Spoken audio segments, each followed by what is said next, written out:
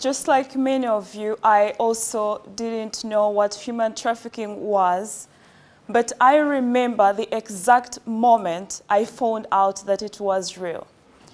I remember the money exchanging hands when I found myself trapped in the warehouse in Poland, being threatened by my traffickers and being exploited for forced labor.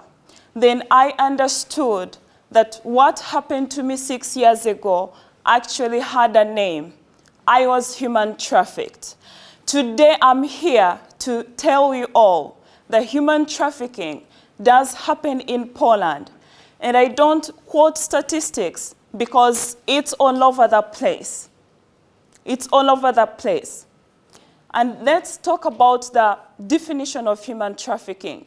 And I quote from the Polish Penal Code. And according to this, human trafficking is in short recruiting, transporting, delivering, or accepting people to use them through the means of violence or the unlawful threat of violence, kidnap and deceit, in order to exploit them, even with their consent, to use them in forced labor, to use them in sexual exploitation, for slavery, for begging. The children and young women you may have seen on the streets begging or online are not there by choice, you know. Chances are they are being forced by the human trafficker to do this.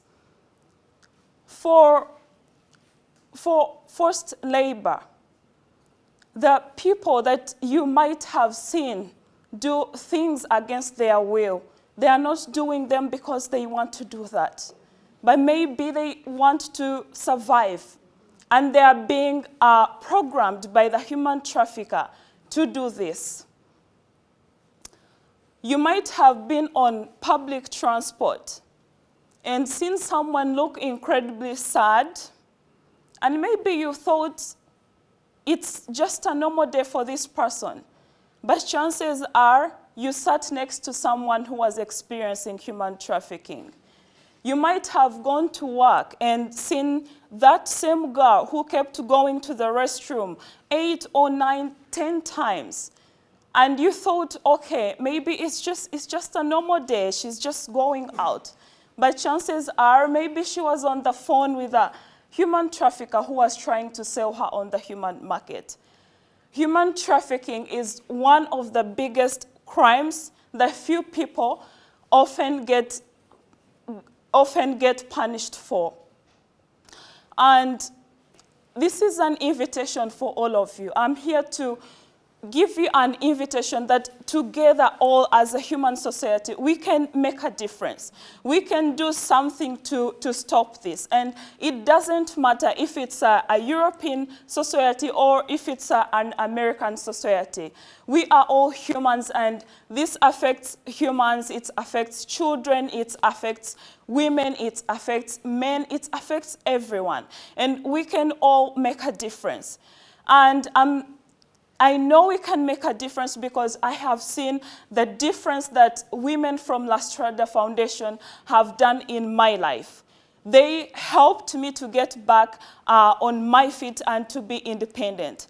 And this is how I know that if one person or two people can make a difference, then we can all do something to make a difference.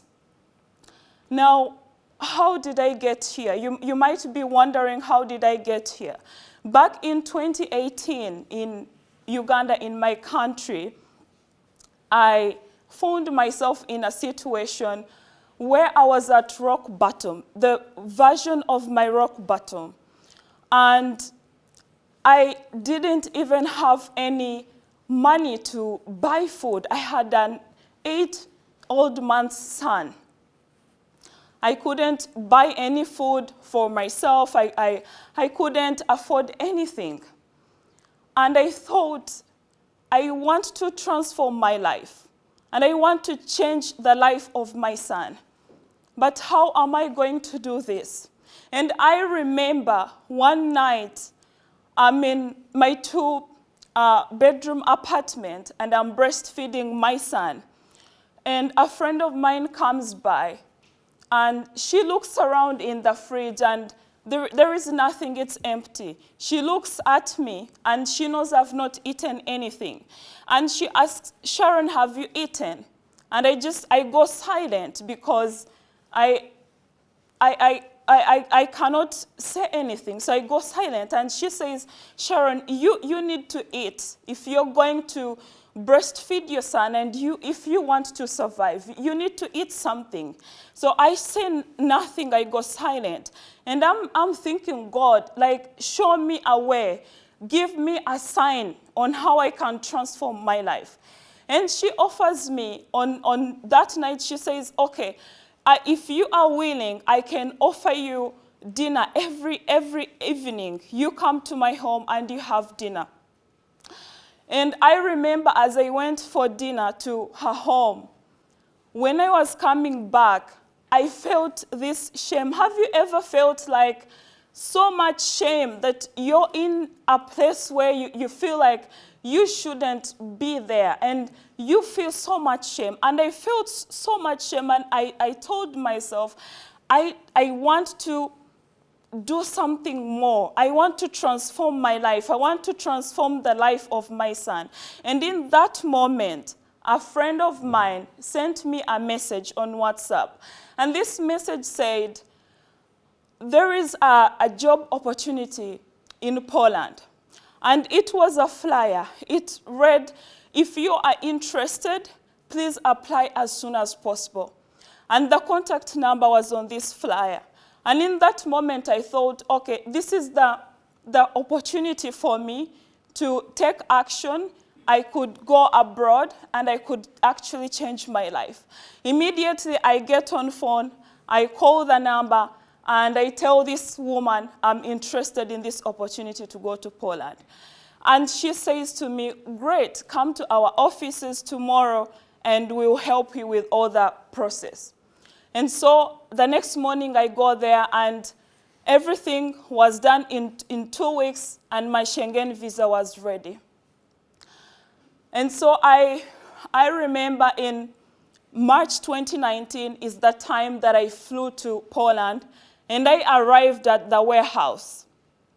And at the warehouse, the very first day that I arrived, the human trafficker just yelled like, you, come here.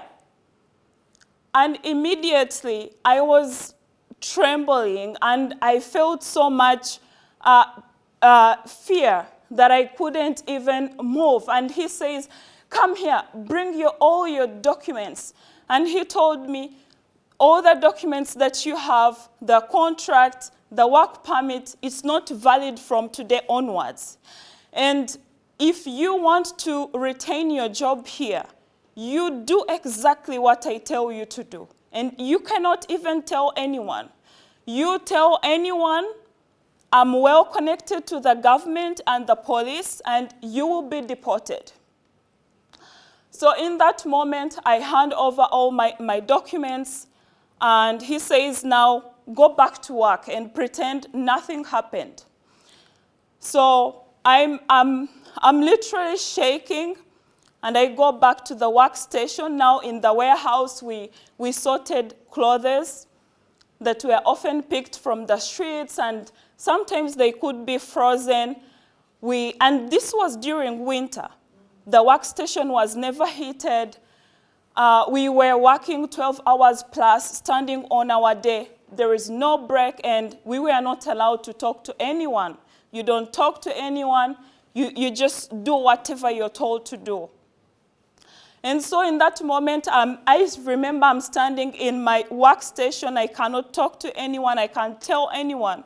And I'm afraid if I say anything, I don't want to be deported, because I'm here, I came, I want to support my son back home. So I'm thinking, and thoughts are really swirling in my head, and I'm thinking, this is not what I signed up for. This is not what I wanted to be. This is not the picture I wanted. And I want to get out.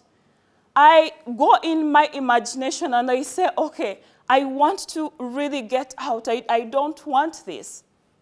And so in that moment, I reach home, I go home, and I start praying, and I say, God, show me a way. Show me a way on how I can escape this. And in that moment, the very first thing that came to my mind, and this really saved my life, I began to have a mindset that I was not alone in my pain. I was not alone in my pain. And I told myself, it is well, and I'm not alone in my pain. And I know there are people who have gone through what I was exposed to, and they got out. And if they got out, I also can get out. And that's the mindset that I had to embody, that today I'm here, but I know I'm not alone, and there are people out there to help me. And in that moment, as I laid on my bed, I remembered, at the embassy, I was actually given a card, and on this card, there was a contact. And so in that moment, I go, okay, I look for this card, and I call La Strada Foundation. And they tell me, we will help you. And in that moment, I understood that there are always people to help you. There are always people to support you along the way. But you have always to remind yourself that what you're going through right now, you are not alone. And so after I escaped human trafficking, I began to work in financial services. But I got an epiphany. I wanted to help other survivors. So I started to do coaching sessions with other human trafficking survivors. And in those coaching sessions, I realized that they were things, because when I began to talk to them, that they were things that there was a mindset and a pattern that actually kept them stuck in where they are. And I began to help them, to teach them the 3 things that I used for myself to get out. And today I want to share with you these 3 things. The very first thing that I've shared with my mentees that I did to help me get out was to make a decision. First of all, I had to make a decision. Okay, this is where I am, but that's where I want to go. So I don't have to know the how. What I realized is that people who got stuck there, who couldn't leave, even if they had a chance to leave, they failed to make a decision. Because they thought, I don't know how, or I don't have the money to do it, or I don't know the connections, or I don't know, it's not safe if I live here. Where I'm going is not safe. But if you don't make the decision, you are going to stay in the same place. Think of it as where you are right now, and the gap between where you are and where you want to go. You need to make a decision to get you to that higher frequency where you need to be. The other thing is mental rehearsal. I did a lot of mental rehearsal to build resilience. So this is where I would have a quiet time, and I would paint a picture of what exactly I want to do and where I want to go. And I would see the picture and mentally go through the steps in my mind.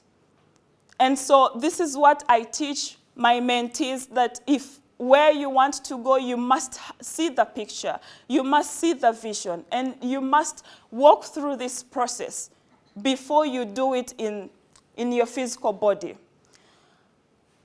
The other thing is about resilience. When you build resilience, and I'm talking about knowing that, can I go back to function the way I used to be? It's not just I'm talking about I've gone through this traumatic event and I want to go back to the old Sharon, the old person I used to be.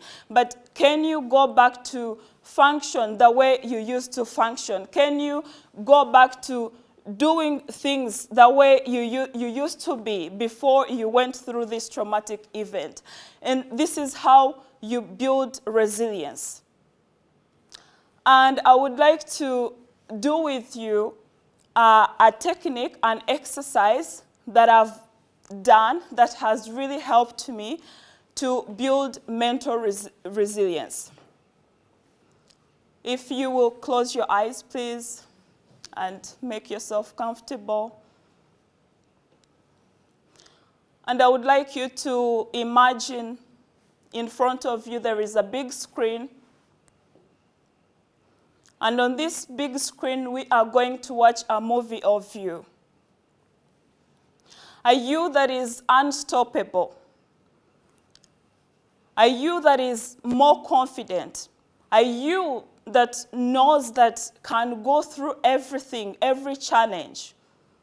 I want you to see that smile on your face, the expression on your face, the light behind your eyes. I want you to see how you interact with other people, the connections you have, your posture. I want you to see how you sit or stand. And I want you to watch yourself, how you walk with this confidence, knowing that it is well with you and everything is going to work out for you. And when the picture looks good on the screen, I want you to float over and step into that screen. And I want you to step into a you that is unstoppable, a you that is confident. And when you do that, I want you to feel where those good feelings are in your body. Is it in your head or is it in your heart? And I want you to assign those good feelings a color, any color, and I want you to move that color up to your shoulders, up to your head, around your arms, around your fingers. Move that color, and I want you to double the brightness of that color. Double the brightness. And I want you to feel that certainty, to feel that self-confidence in yourself. And every time I want you to remember that you can take that feeling with you into your business, into your career, into all difficult situations. And when you are ready, you can gently open your eyes.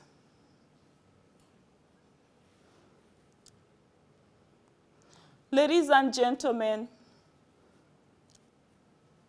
I hope that you have learned something today. And I want to ask all of you, let human trafficking be a topic on your table, on your next family get-together, on your next dinner, on Christmas. Any chance that you have a gathering with your loved ones, I want you to share this awareness and raise awareness and talk about this topic of human trafficking, because I know that we can all make a difference to stop this vicious cycle. And with that, I want to say thank you so much.